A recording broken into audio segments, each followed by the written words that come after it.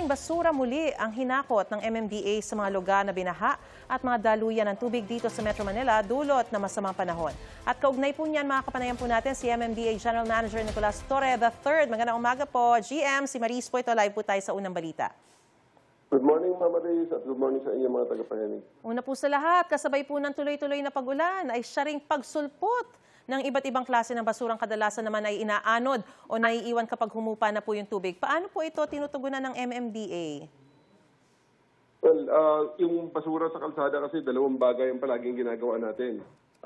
Before pa mangyari yan, prevention, tapos siyempre mabilis na clearing. Very important para hindi na makaabala sa ating mga kababayan. So bago umulan, at habang umuulan, tuloy-tuloy ang paglilinis natin ng drainage, estero, waterways at mga lugar lalo na yung mga papunta sa pumping station.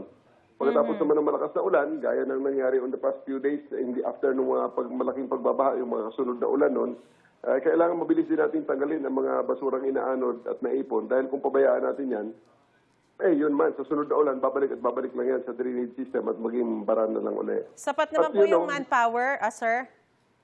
Come again? Sapat po yung manpower para talagang agarang matanggal yung mga nagsulputang basura?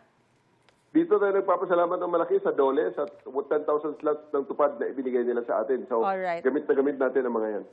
Sa inyo pong assessment, saan po ba nanggagaling yung mga basurang bumabara sa mga ilog at iba pa mga daluyan ng tubig?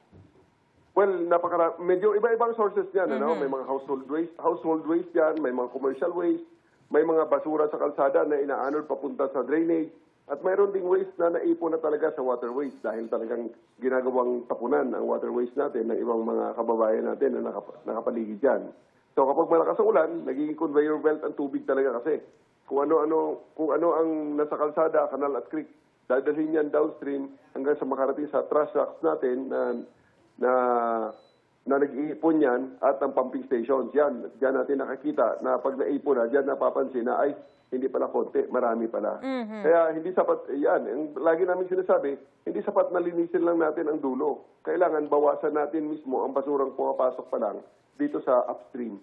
GM, pakipaliwanag po kung gaano po ba kalaking bagay yung mungkahin yung higpitan ang mga establishmento sa kanilang grease trap? Well, malaking bagay ito because, grease behaves differently from ordinary solid waste, no? Yung kapag oil at saka grease ang diretso sa drainage or sewer system, pwedeng kumapit at maipon yon at eventually nakakabawas sa capacity ng daluyan ng lalo na kapag nahaluan pa ng ibang debris. Kasi may mga paglilinis kami ng mga desilt namin at saka yung dredging ng mga kanal at estero, nakikita namin, parang bato. Yung pala, pag tinignan mo, ito yung mga namumuong solid na mga oil. Nagsusolidify na oil. At nagiging parang bato na pag pinabayaan mo na dyan, makaka-diminish talaga ng capacity dahil liliit ang butas ng ating mga waterways. Alright. Sabi po ng DPWH, ilang pumping station sa Metro Manila ang sira dahil sa basura. Ano pong plano dito ng MMDA? Kasi syempre tuloy-tuloy yung pag-uulan eh. Well, about sa mga sirang pumping station, that is the record of the DPWH kasi nga, merong mga pumping station na hawak ng MMDA at merong pumping station na hindi pa na-turn over ng DPWH at meron din pumping station na hawak ng LGU. Sagana ng MMDA, 73 ang aming pumping station at lahat naman ay gumagana. Please refer to the DPWH na lang kasi baka wala kaming record regarding sa mga nire-refer nilang pumping stations na yan. Yung binabanggit niyo pong pag-upgrade ng pumping stations, ito po ba ay bagong gawa o mga existing pumping station na in-improve na lang?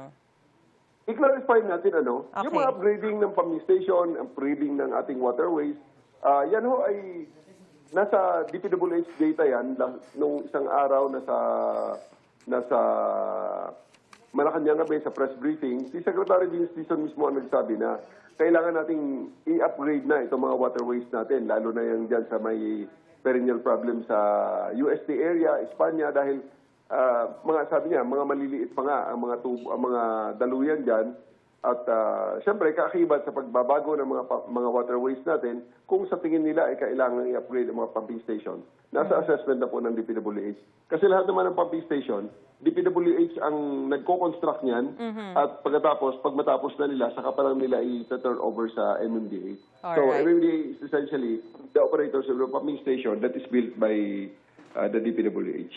Maraming salamat po, MMDA General Manager Nicolas Torre III, sa inyo pong panahon, sa impormasyong binigay niyo po sa amin. Ingat po. Maraming salamat din, Mama Riz.